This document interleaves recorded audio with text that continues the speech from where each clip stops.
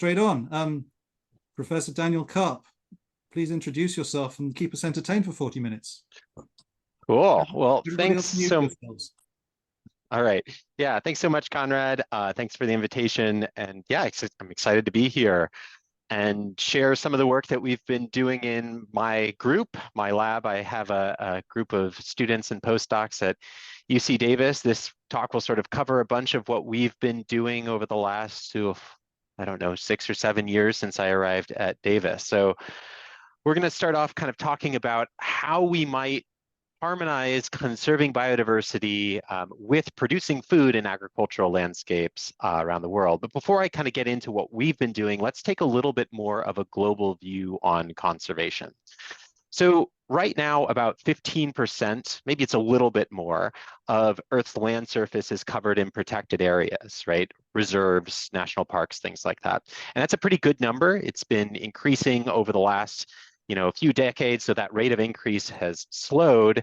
And it reflects our knowledge as conservation biologists that one of the best ways to stem this biodiversity crisis that we're in is by setting up these areas where, we have not as much hunting, deforestation is reduced, all of those kinds of things, right? But that number pales in comparison to the amount of Earth's surface that's covered in agriculture, which sits somewhere around 40% of Earth's surface, a combination of cropland and rangeland. And for a really long time, conservation biologists and practitioners ignored that area. They viewed it kind of like this picture. This is a landscape where I work in Northwest Costa Rica. It's a sugarcane field stretching off as far as the eye can see. Probably not that much scope for conserving wildlife in a place like this. But not all agriculture looks like this. Here's another picture. This is from southern Costa Rica, where I did my PhD way back in the day. And I want to take you through a few parts of this picture that make it pretty different than the last one, and kind of argue why in a place like this, we might see a lot more scope for conserving wildlife alongside us. So first, in this area in southern Costa Rica, there's only one protected area. It's the Las Cruces Biological Station's fragment. It's kind of 200 hectares in size. It's not that big. And yet, when viewed from above, this broad region still has about a third of its area existing as tropical forest. It just exists in these, small patches of forest in the foreground along riparian areas, maybe larger patches, all privately owned. So we might see wildlife like birds and bugs and other things that would be able to live in these smaller patches. You'll also note there are these lines demarcating the different plot boundaries. These are hedgerows or live fences. And just like in Europe or in the United States, in Costa Rica, it's also been shown that they can house a bunch of beneficial pollinators and natural enemies of crop pests and other things like that.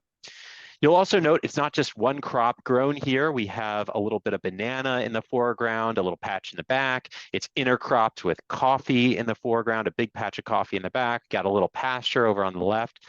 So together, this is what I would call a much more diversified farming system. And it's in these places that we might expect to see a lot more wildlife. And indeed, a lot of the early work that I did and lots of work that other people have done around the world has shown that these diversified farming systems can sustain a lot of biodiversity. So here's some data from a long-term study of birds across Costa Rica, so not just in that region, comparing forest reserves with diversified farms and intensive monocultures. The difference between those latter two categories is exactly the difference between those two pictures. Think intensive monocultures, one crop, stretching as far as the eye can see, diversified farms, that last picture we looked at. And you can see when we look at the number of birds that were surveyed in this data set locally, right? That's species richness. You see that the number of different species is about the same for the diversified farms as the forest reserves, but a lot lower in the intensive monocultures, and that's pretty stable over time. And it's not just me that has found these sorts of trends. There's been a lot of really other cool work around the world looking at strategies for diversifying agriculture. I really love this work done by Lisa Schulte-Moore, who's a professor at Iowa State University, where she shows how integrating these prairie strips, these strips of native tall grass prairie into the corn, soy landscapes of the Midwest can just do wonders in terms of biodiversity. It can, increase flowering plants fourfold, both in terms of their diversity and their abundance, ninefold increases in pollinators, fourfold increases in birds, and then lots of benefits to people as well. So nutrient retention, sediment retention, erosion control, water filtration, carbon sequestration, all of this stuff really dramatically increases as a result of putting in these hedgerows. And indeed, there's been a big focus there for thinking about how these diversified farming systems could benefit people. The pollinator people have been working on this for a really long time, showing that when you have more habitat around a farm field, when you have these hedgerows or flower strips, you get more pollinators. And that translates into higher yields in many cases for many crops around the world. The pest control people, I work on pest control as well. Your camera. There you go. Whoop. Pest control people work pretty well. I had the same thing with Jerry. Guys, sorry, So- somebody needs to mute themselves. They're talking. I think you should be good now. Thank you. Yeah, I'll just give it a minute. Okay, cool. The pest control people also have been working for a really long time on thinking about how conservation can benefit pest control of damaging insect pests and in agriculture. In fact, we've been managing pests for forever, really. Tracing back into ancient, thousands of years ago in China, orchard farmers would place these weaver ant nests throughout their plantations to control fruit fly infestations in their orchards. And that's a practice that actually continues up until today, with a bunch of other ideas of people thrown out of how we can kind of control pests by bolstering their natural enemies. So we have all this evidence in the last decade or so that there are some benefits, right, of diversifying agriculture, both for biodiversity and for the services, the benefits that we depend upon, all right? What I want to do today is kind of poke at that idea a little bit, poke at all of the work that I did throughout my early career and ask ourselves, is this too rosy of a picture, right? First, I'm going to ask, what are the kinds of species that persist in farmland? We know there can be a lot of them, but what kinds are they? Are they the kinds we care about for different reasons? And we'll focus on birds in Costa Rica, where I worked for a long time there. Then we'll ask, will these species continue to persist in agriculture with climate change? How is climate change going to shake up all of the stuff that we've been finding to date? We'll start off in Costa Rica, and then we'll transition to North America with this part of the talk. And then lastly, we'll ask, are there any trade-offs, right? If we have all this wildlife alongside us, we talked about these benefits in terms of pest control and pollination, but could there be costs associated with wildlife and farms? Could they be acting as pests? Could they be spreading foodborne diseases? We'll talk about a case study in California when we start thinking about food safety, foodborne pathogens, and production as well. So that's our goal for today. We're going to go through these three things, and let's launch right in. All right, so moving to Costa Rica, thinking about birds, we set up this really cool study in Northwest Costa Rica where we were looking at birds in both forests and farms along this gradient from the coast where it's really wet towards the interior where it's really dry, these dry forests. We had 20 different farms and 5 protected areas. On each one of those, if you sort of zoom in here, you can see we have sites where we're surveying birds both in forests, in green here, and in agriculture. That's a combination of rangeland and different forms of crop agriculture. And we explicitly chose these sites so they would sort of vary in the landscape surrounding them. So we have small fragments surrounded by agriculture. We have sort of agriculture interiors. We have forest interiors and everything like that. So we monitored these places for 5 years.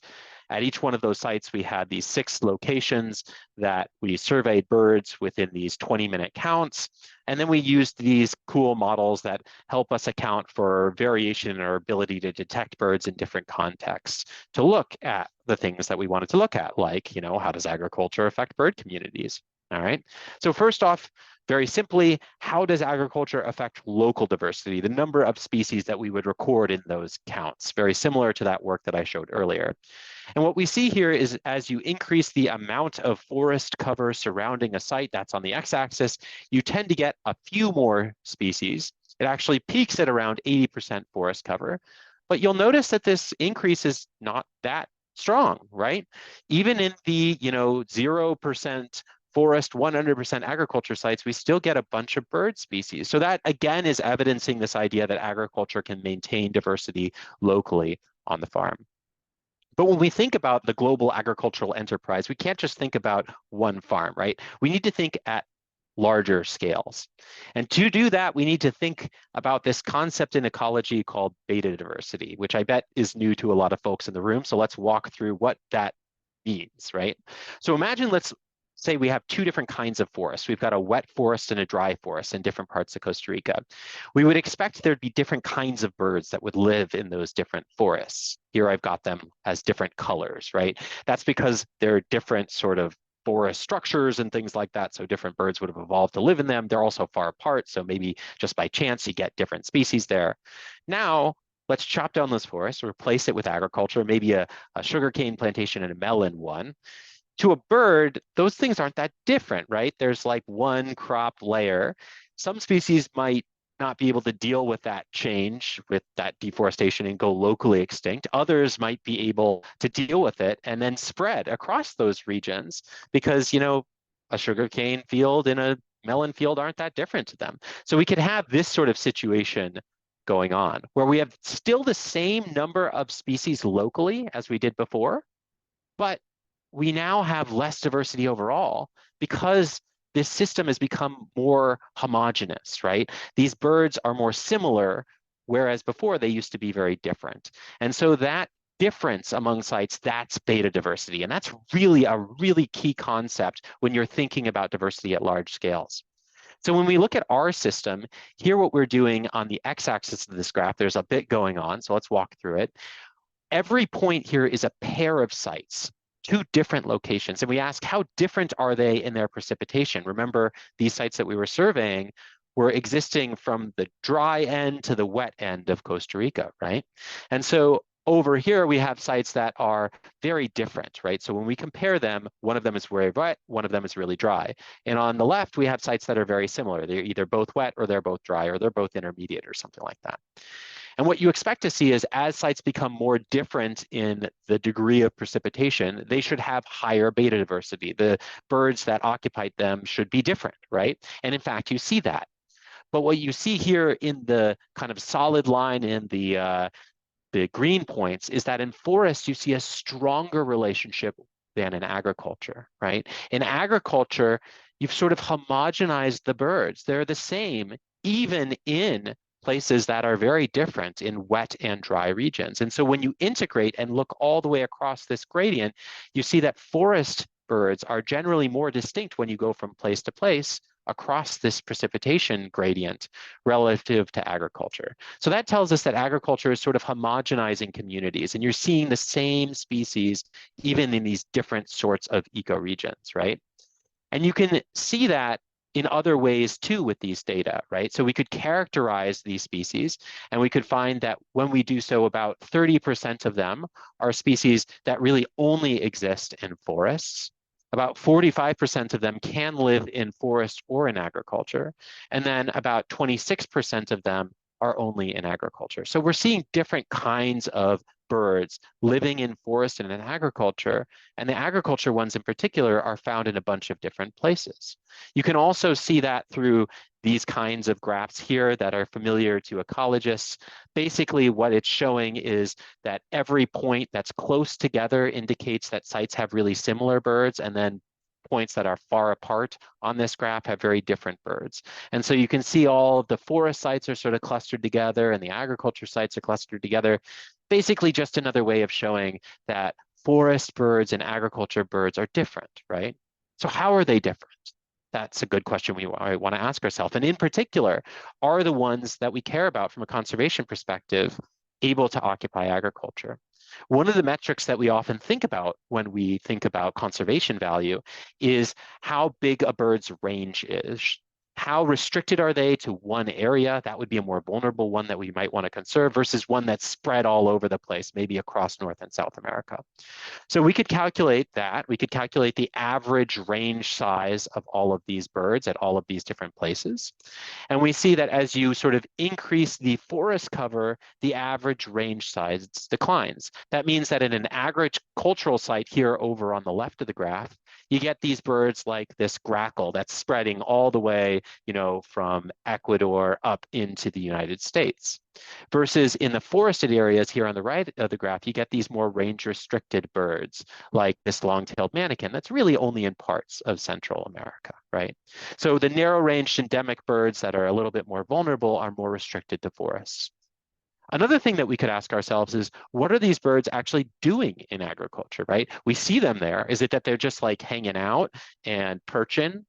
Or are they doing the things that they need to be doing? Are they like foraging? Are they reproducing, right? We could look at their behaviors. And we had this data set of observations. Not only did we just record what we saw, but we also recorded what they were doing, about 15,000 behavioral observations across 55 species that my graduate student, Allison Key, put together with a really interesting sort of modeling framework to account that it's easier to see, birds foraging than reproducing, or different kinds of behaviors, right? So we characterize these different kinds of behaviors and then look to see whether they differed. And we see that for reproductive behaviors, they're more probable. It's more likely we're to see a bird exhibiting a reproductive behavior in forest than in agriculture. And in fact, the number of individuals performing this behavior, this is sort of like thinking any given bird, what's the likelihood that it's like singing to attract a mate or something like this? The right graph is more about how many birds do we see doing this, and we see that that's even stronger. There's a lot more birds exhibiting these reproductive behaviors in forest than in agriculture. So less likely to engage in some of these key behaviors that birds need to be doing to persist. All right, so what did we learn so far? We learned that there are a lot of species in farmland, but there are different species in farmland than in forests. And in particular, we might be losing some of those ones that are a little bit more vulnerable if we were to just focus on conserving birds in agricultural land. And we also learned that maybe some of these forests, maybe from some of these birds that we see in agriculture would also depend on forests to reproduce, okay? Now what I wanna do is ask a bit about climate change and how things might be changing into the future. So remember, again, these sites are located across this precipitation gradient from the kind of wet coast towards the drier interior. And while we don't often know what's going to happen with precipitation with climate change, it's actually a lot harder to predict than temperature trends.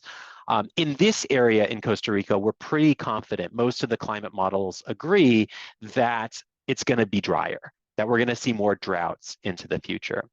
And what we found was really interesting was, in fact, the birds that are more associated with drier areas are also more associated with agriculture. There's this really strong correlation here, where a bird that tends to do well in agriculture here on the x-axis, this is how its abundance sort of responds to agriculture. Are there more birds in the agricultural site? Well, those ones also tend to do better in the drier sites, right? That's like this, striped-headed sparrow here. On the other hand, our friend the manakin, that one that's much more forest restricted, it has a negative response to agriculture, also has a negative response to drying. So that tells us these dry forest birds are going to dominate agriculture. Why does that matter? Well, we know that it's going to dry more into the future. So if we run some sort of simulations into the future with different climate scenarios, and those will be different lines in this graph of different sort of climate models. And then we look at what fraction of a bird's current range can they still occupy into the future. We find that the birds that are more affiliated with agriculture, that do better in agriculture, will have a larger fraction of their range that's still habitable, that they can still live in 2070, relative to those birds that do poorly in agriculture right now. So forest affiliated birds are likely to lose a greater fraction of their range to future climate change. Why the heck is this? Why do dry forest birds dominate agriculture? There's a lot of possible reasons. One idea that we have is that forests provide shade. So I'm in Davis. Some of you guys on the call went to Davis. If you did, you know how freaking hot it is here in the summer. When it gets that hot, I really need a tree, right? I want to go under that tree and find some shade. And birds, other organisms might need that too. So when we have these temperature spikes with climate change, we might see species sort of gravitating towards these shaded areas. Dry forests, however, are more open. They don't have that closed canopy, they're shorter, and they provide less thermal buffering. So when we look across that system, here on the left is the drier places, here on the right is the wetter places. You can see that in forests, you see this decline in temperature in general, where in the wetter places, it's cooler underneath the trees, right? And in the drier places, it's a bit hotter. In agriculture, it's sort of open everywhere. And so it doesn't actually matter what the precipitation is, it's pretty flat. So that tells us, therefore, that in the driest areas, maybe it's about the same in terms of forest and agriculture. They're both pretty hot. But in the wetter places, the forests are substantially cooler. That could tell us maybe that these dry forest species that have evolved to live in the dry forests are sort of pre-adapted to deal with agriculture's hot conditions. So we found this out many years ago now, and we decided we were going to start focusing on this and start asking a lot of questions about how climate change and land use change to agriculture sort of will interact to affect birds, right? And to get at that, we turned our attention away from the tropics. So let's move now for the rest of the from the tropics to the United States. And we got access to this really cool data set. It's contributed by amateurs across the United States. It's called Project Nest Watch. So if someone finds a bird nest in a nest box or in their yard, they can monitor it and submit their observations to the Cornell Lab of Ornithology. In total, there's about 150,000 nesting attempts after we did all of our filtering for quality control across 60 birds species that we could look at across 37,000 sites in the US. So an extraordinary treasure trove of information that we could look at and ask this question about how temperatures during nesting, so we're going to call these maximum temperature anomalies, how hot is it during nesting relative to what it would have usually been in the past at that same site at that same time of year? Okay, that's a temperature anomaly. We can ask how much those temperature anomalies affect the probability that birds are going to successfully fledge at least one bird, have some good reproductive success there, raise their offspring. And we can look at different places in forest and agriculture, grasslands or other natural open places in developed areas. And what we find is in forests, actually, hotter times, when it happens to be hot, actually is beneficial for those birds. They're more likely to fledge young. But in agriculture, when the air temperatures increase, the likelihood of fledging young declines a lot, right? And in particular, we see that the species of higher conservation concern exhibit exaggerated trends here. So if we look at this house sparrow, which you guys are familiar with over in the UK, it's an invasive species over here. It's actually doing pretty poorly over by you guys, but it does great in the United States where it's not supposed to be. So low conservation concern for us.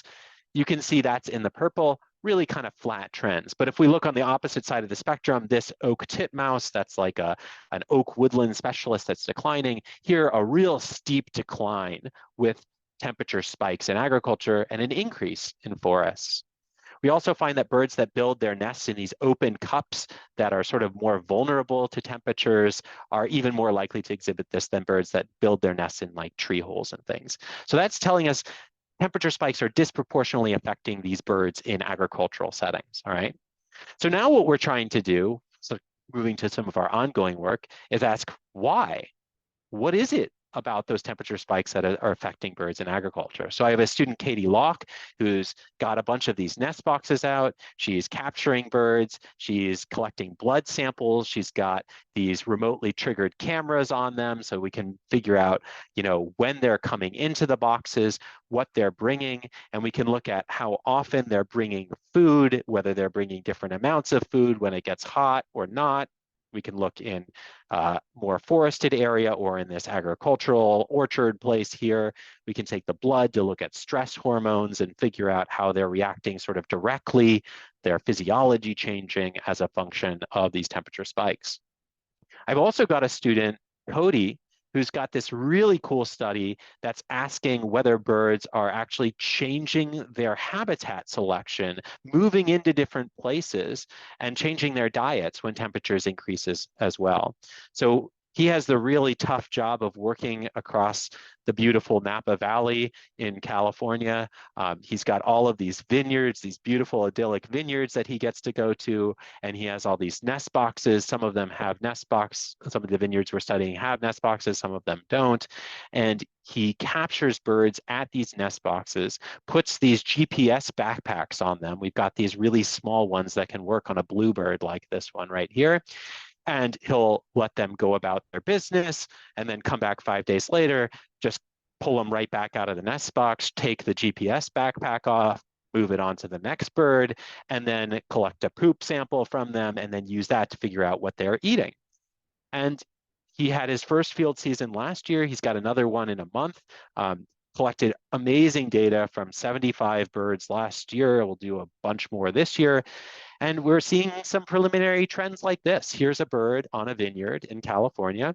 You can see this is a relatively cool day on June 1st, 29 degrees Celsius, and it's sort of throughout the vineyard. Next day, same bird, gets a little bit hotter, it's 32 degrees Celsius, and oh look, it's sort of like going along this hedgerow a little bit closer to this riparian area. Next day, even hotter, jumps up to 35 degrees Celsius during the day, and look how often this bird is sort of spending its time in this more shaded area, right? So how birds are using these landscapes might change, and their diets might change, which might have implications for pest regulation as well.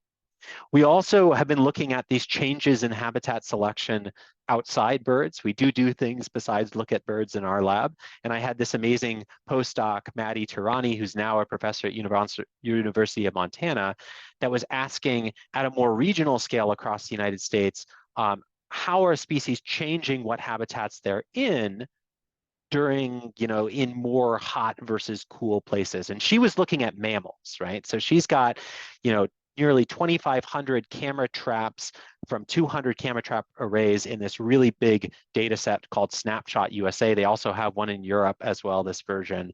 And there's even more years now, a couple of years later, 30 species of mammals from like coyotes to black bears to rabbits, right?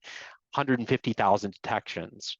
And so what she did was she got all these data together. She asked, what's the land cover? How much forest is there surrounding these different camera trap locations, these remotely triggered cameras? And then how hot is it there? What's the maximum temperature of the warmest month when these cameras were out? And she built these special models that, again, account for the fact that you don't always see an animal in a camera trap. And she allowed species relationships to forest cover to vary according to the zone of climate they're in. So, for example, let's look at this blue line here. This is in a cool place, a place where the maximum temperature is usually around 20 degrees Celsius. You see that the probability of a mammal, any mammal on average across, black bears to rabbits, the probability of that occupying a site, being detected at these camera traps, goes down as forest increases, all right? On the other hand, if you go to the hottest place, you see the exact opposite trend. In hot regions, species are more dependent on forest, right? 11 out of the 30 species, we could say, significantly exhibit this trend, have their confidence intervals that don't overlap 0. If you care which those are, you can look at them right here. They're everything from a cottontail rabbit to a deer to a puma to an elk to a fox to a raccoon, an opossum. None of the species actually exhibited the opposite trend of becoming more forest sort of affiliated in the cool regions. So that tells us that these mammals are also dependent on forests in hotter regions, likely because they're seeking shade as well. All right, so what did we learn with this? Now we've learned not only are there a bunch of species in farmland and that they're different species from the ones in forests, the ones in farmland might be a bit vulnerable to high temperatures in the future, right? As we see these increasing temperatures causing them, to select more shaded areas. Okay, so that is all a very biodiversity-centric kind of view, right? What I want to do with the last part of this talk now is think a bit more about what trade-offs there might be between biodiversity and production, right? Can we have those species that can exist in agriculture alongside us? Is that going to be a problem? And so today, what we're going to do is we're going to focus right in on California, and we're going to start with a story. So back in 2006, there was this big E. coli outbreak in bag spinach. I don't know if it made the news over in Europe. It was a big deal in the United States. Hundreds of people got sick, a few people died, hundreds of millions of dollars were lost in sales through recalls, and it was traced back to this one producer. It was a Dole fresh spinach, and the originating farm was in the Central Coast where most of the leafy green vegetables are grown for the United States. And in particular, it was found in the water and in the soil, this strain of E. coli. But it was also found in the feces of cattle and in wild pigs. And the wild pigs were the kicker because it led industry to believe that wildlife were bringing these foodborne diseases onto farm fields. And ever since this happened, there has been fundamental transformations to the way that agriculture is conducted in California and then actually throughout the United States in subsequent years, right? So we see this transition first where now we see rodent traps that are lining the farm edges. These could be filled with snap traps like you'd use in your house, or anticoagulant rodenticides that can kind of concentrate up the food chain. We see fences going around farm fields to keep out the deer and the pigs. Most of the Salinas River, the one biological corridor left in this area, is now fenced. And then most critically, from my perspective that we'll talk about today, is there's been a ton of vegetation removal, right? Farmers are being pressured by their buyers to clear vegetation, create these bare ground buffers around their farm fields, get rid of their hedgerows, get rid of that riparian vegetation to discourage wildlife from getting into their farm fields.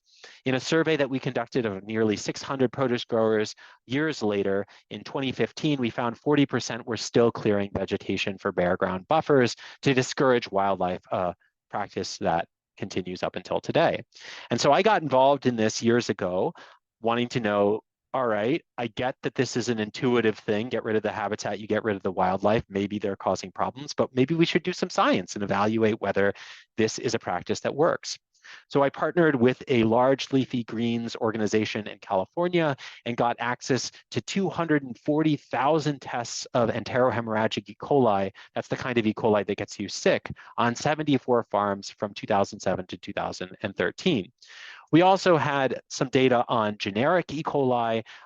That's, maybe it correlates with enterohemorrhagic E. coli, maybe it doesn't. It's sort of up in the air. People argue about it, but nonetheless, we had 7,000 tests on 480 farms. And the very simple thing we could do was figure out where that test occurred for both of those data sets, and then just ask, what's the landscape look like surrounding that farm within a kilometer and a half, right? How much cropland is there? How much grazed land is there? And that's really important because we know that E. coli, the kind of E. coli that got you sick, came out of confined animal feedlots. So there's well-established associations between cattle and E. coli. But then most critically for us, how much riparian vegetation or other kinds of natural habitat are there surrounding the farm fields? So what did we find? Well, here we're looking at the effect of these different land uses on the enterohemorrhagic E. coli in leafy greens. We see no effect of cropland. We see a positive effect of grazed land. That's above zero, and we expect that, right? We see that all the time. We know that there is an association with cattle. For riparian and other natural habitats, we see these lines cross zero, so there's no significant effect. But if anything, maybe there's a negative association and there's a less likelihood, that's what the means say there, of detecting E. coli. When you look at the ungrazed natural habitat on E. coli in water, you also see no effect. But what was even cooler about these data is that they were temporal. So we could ask, all right, how much habitat did any given farmer remove? And then what was the change in E. coli over time? And that's what we look at here.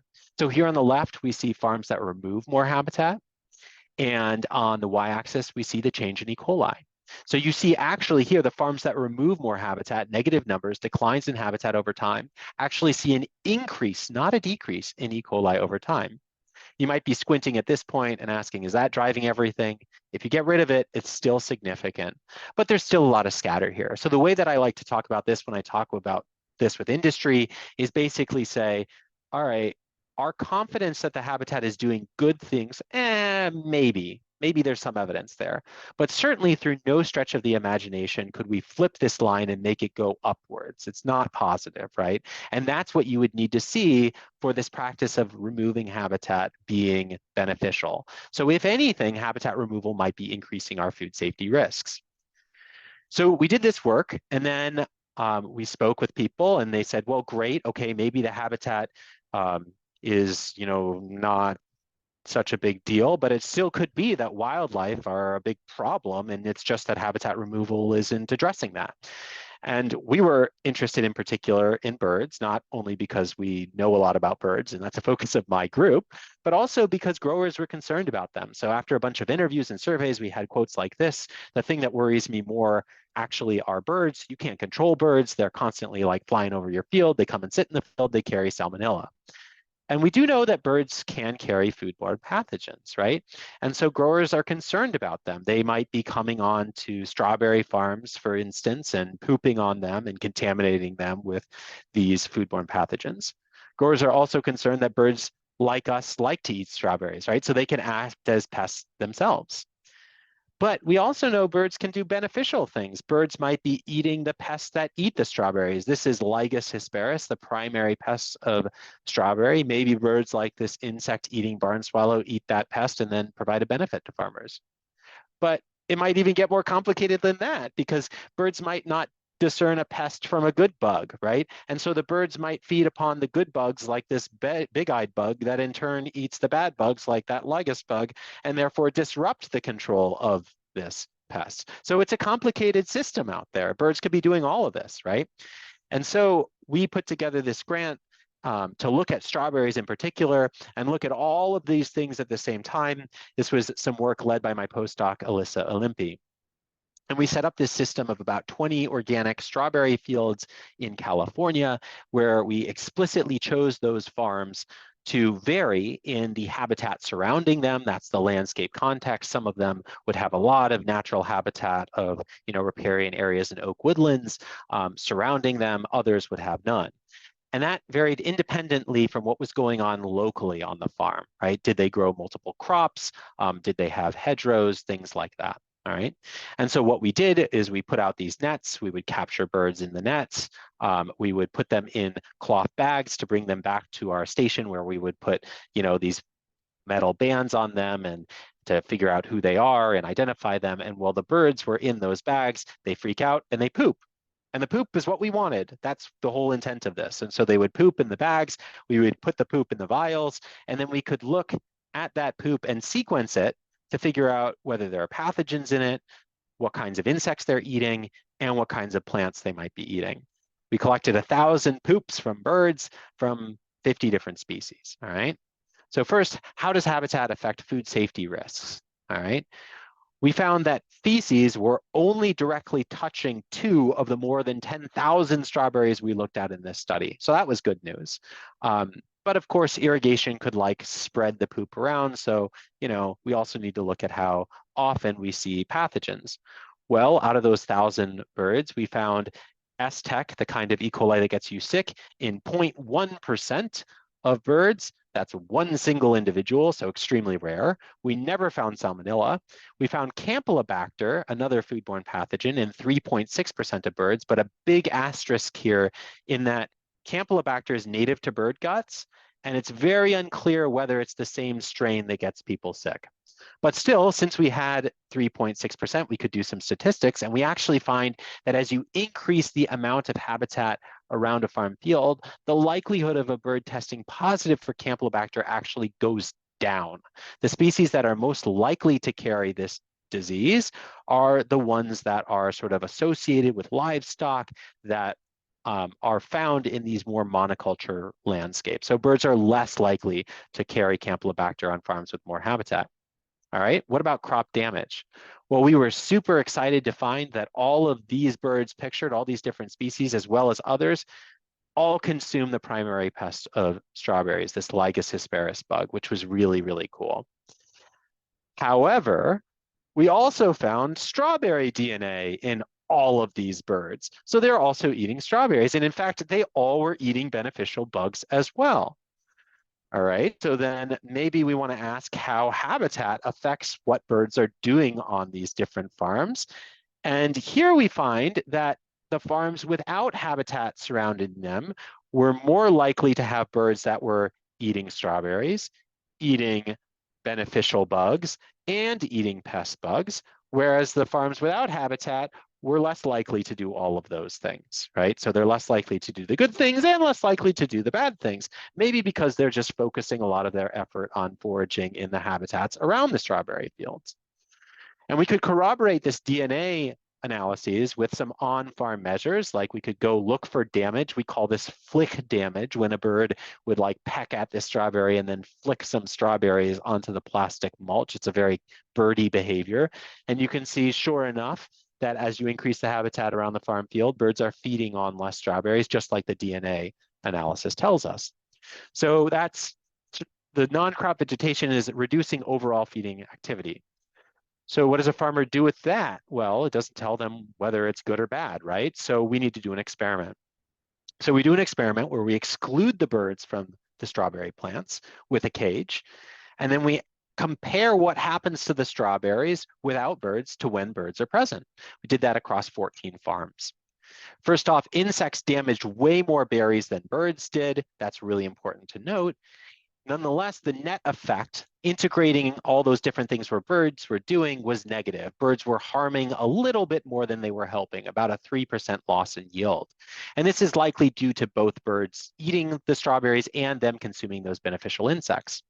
But what's really cool is we could use our models to ask how the habitat around farm fields affected those services and disservices from birds. So here's a map of a farm that we could use our models to kind of create. And we can see that on average across this farm that has a lot of habitat around it, you see a slight negative impact of birds all across the board.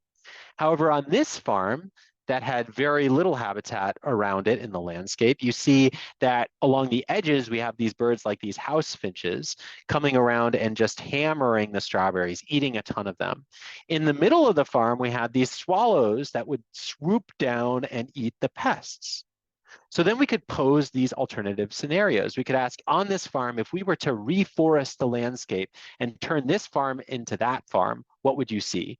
Well, if you were to increase the habitat from 0 to 50%, you'd see about a 25% decline in costs associated with birds. And on the other farm, if we were to deforest it from about 50% to 0%, we'd see a 75% increase in costs. So the surrounding habitat actually mitigated some of those costs associated with birds. All right, to sum up, I know we've been going for a while now. What did we learn across all this stuff? First, we know that we have these diverse birds living on farms, but that they're different birds on farms than in these tropical forests, and the species of concern that are more vulnerable are more restricted to forests. When we look at climate change, we find that climate change is going to favor some of those agricultural species in the tropics in particular over the forest species. Nonetheless, looking forward, these extra heat waves in agriculture are likely going to reduce avian reproduction and maybe drive species into natural areas. In California, though, we find that having habitat around a farm field might not only be important for creating, a refuge from climate change, but it also could be good for growers. It does not have any implications for food safety. Removing habitat is not important from a foodborne pathogen perspective. And removing habitat could also increase damage to strawberries. So it might actually be more beneficial to have that habitat around. All right, so with that, I know we covered a ton of ground. I'd just like to thank some field assistants and lab assistants that worked with all of this, all of our co-authors and students that were driving this work, the many landowners that we worked with, and the funders, and all you guys for listening, and I will take any questions. Thank you. Brilliant, Danny. That was a tour de force.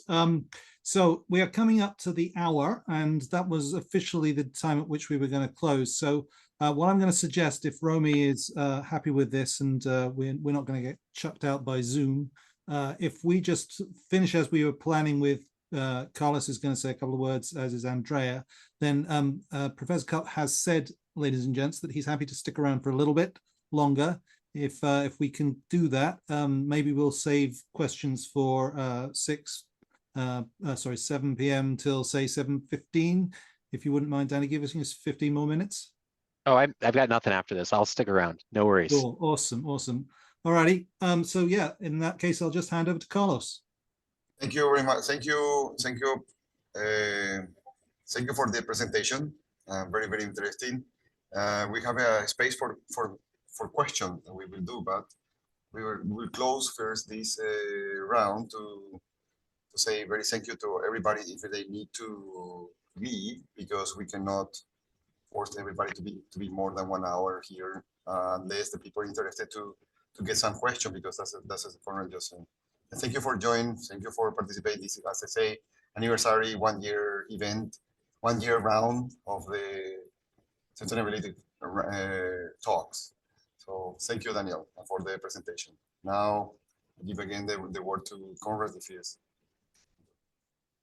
Andrea, did you want to say something about what we're planning next?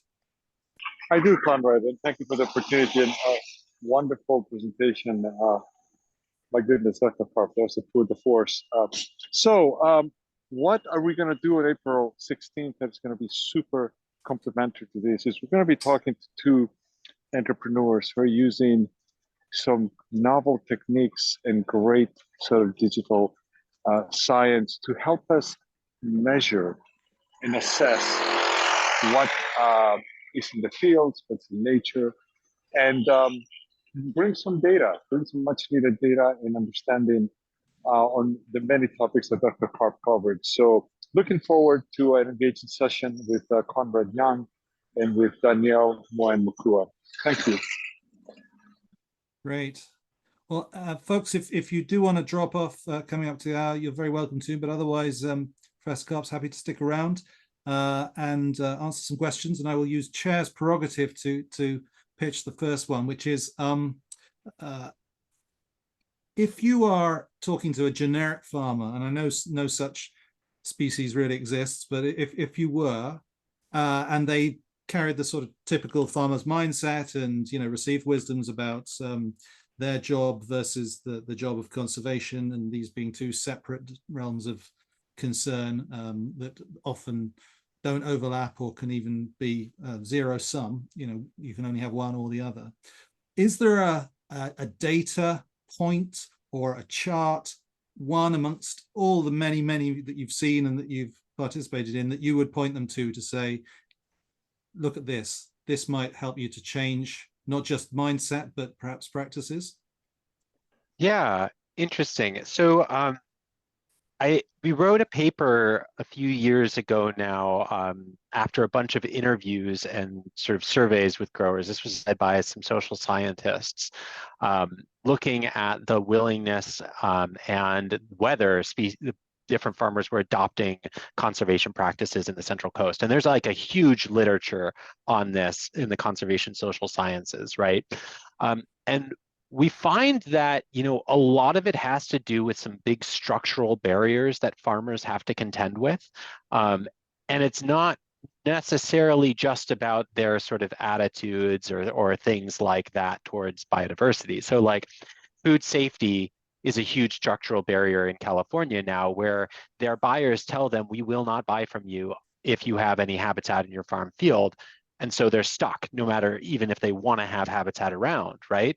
And so that's something that we need to address by doing the science and trying to get to the big buyers out there and convincing them. And we've been working on that for the better part of a decade, right? So that's one structural thing. Another structural thing is like, when these big corporations are sort of like demanding produce at set time intervals and quality control of them, so that there could be like no even beneficial bugs in there. So all of these sort of structural things that they're saying, well, I can't get a cover crop in winter because my buyers need the crop, my first lettuce crop, coming in right at this beginning of the year. So I think that there's first of all, to think about some of those structural reasons why farmers are unable to meet these objectives.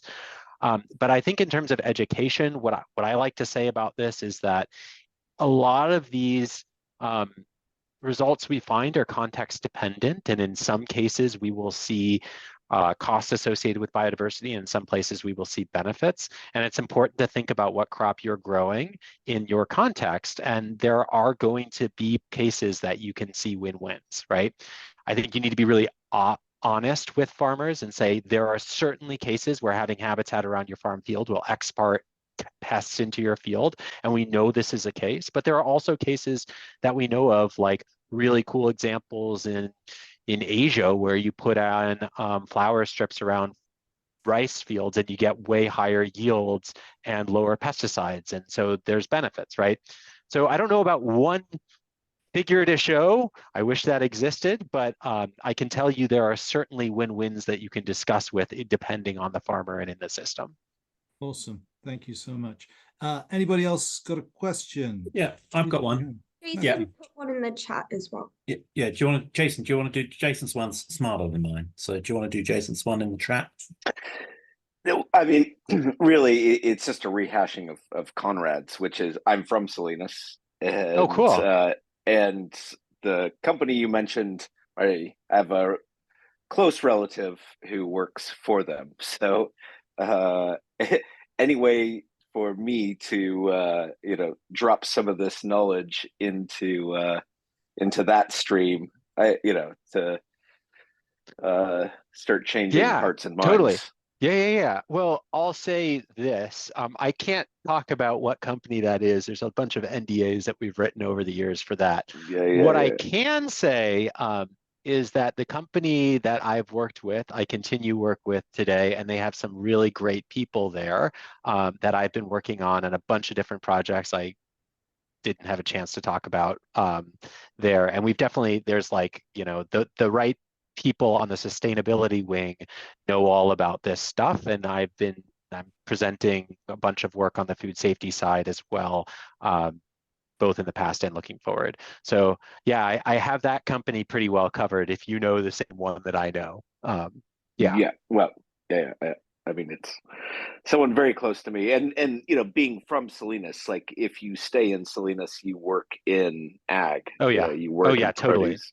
And I have, lots of people that I went to high school with and whatnot that, are very much in that world. So, we've actually created, there's near and dear.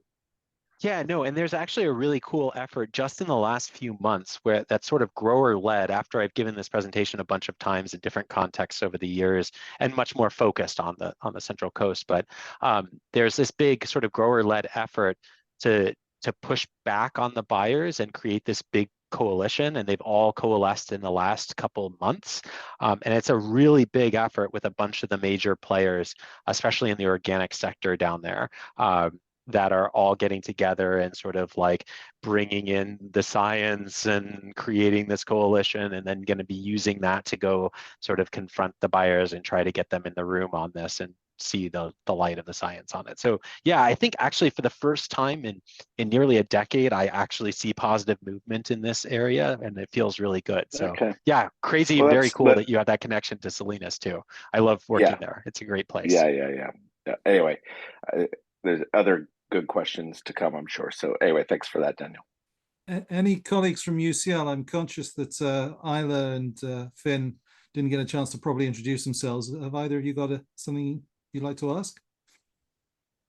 Or Avi, who joined late, unfortunately. Avi, if you've got any questions, please do raise your voice. Hi.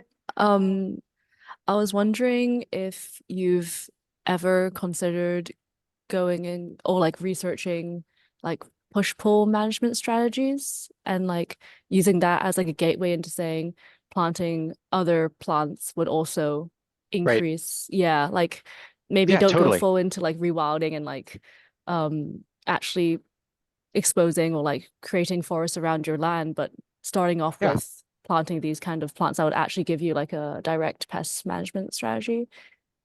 Right. Yeah. So for others that on the call that might not know what push-pull is a system of pest control that actually is really taken off in Africa a lot more, where you're basically planting plants in the middle of your field that are pest repellent to push them out of the field, and then you're planting attractant plants on the outside to attract them out. And there's been like a lot of the colleagues that I've worked with in the pest control world that have done a bunch of really good work on that. I haven't done push-pull. It's a little bit less popular. It's like weirdly much more of the really good examples of it are in Africa relative to other places around the world.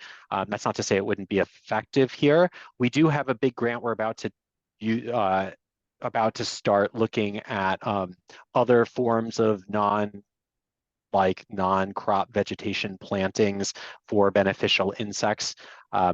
In a way that is a little bit more commonly done in California, so that it would probably be adopted. So yeah, so we are moving in that direction and have a big thing of thinking about like, okay, what fraction of the field do you need to plant up with these, other kinds of plants, and just should it be dispersed or should it be in strips, and does it depend on the landscape? And so certainly we're doing that stuff, but less explicitly push-pull.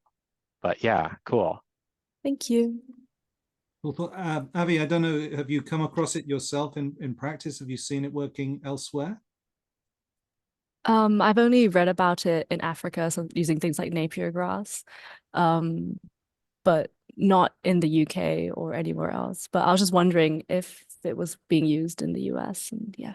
Yeah, I mean, I'm sure it is. It's just, yeah, all the good examples I know of are from Africa. There's a guy at the Swedish University of Agricultural Sciences, Matthias Johnson, that has some great work on it in Africa too, in maize production systems. I mean, it's a common thing in permaculture teaching, doing companion cropping, where, for example, you use allium in between strips that is repellent. But I guess at scale, it hasn't yet kicked in. Nobody's quite taken that on yet. So really interesting. Any other questions? Yeah, I've got one. Matthew. So thanks for the talk, Daniel. I really enjoyed it. I guess the takeaway I'm wondering is, are you really saying that monocultures aren't as bad as we think they are, or are you saying we can have some industrial agriculture, but the trick is to integrate prairie strips and other? Yeah, I mean, that's a good question, right? So I guess what I would say from it all is that one of the themes people ask is like, all right, what scope is there for conserving biodiversity in agriculture? And I would say there is scope, but we can't give up on the natural habitats, because that's where a lot of the endangered, threatened species are going to be, especially with climate change. So that has to be a key focus of conservation in the past and moving forward. When we think about agriculture, there are complementary approaches that you can think about that we can do better in terms of conserving wildlife and in terms of benefiting producers, right? And that's where a lot of these diversification practices and conservation activities within farms or in surrounding landscape matter a lot. The point about whether is like conservation compatible with industrial agriculture, I think the answer to that is that industrial agriculture exists and will continue to exist. And so how do you do it better in a feasible way? So how do you sort of move the needle, right?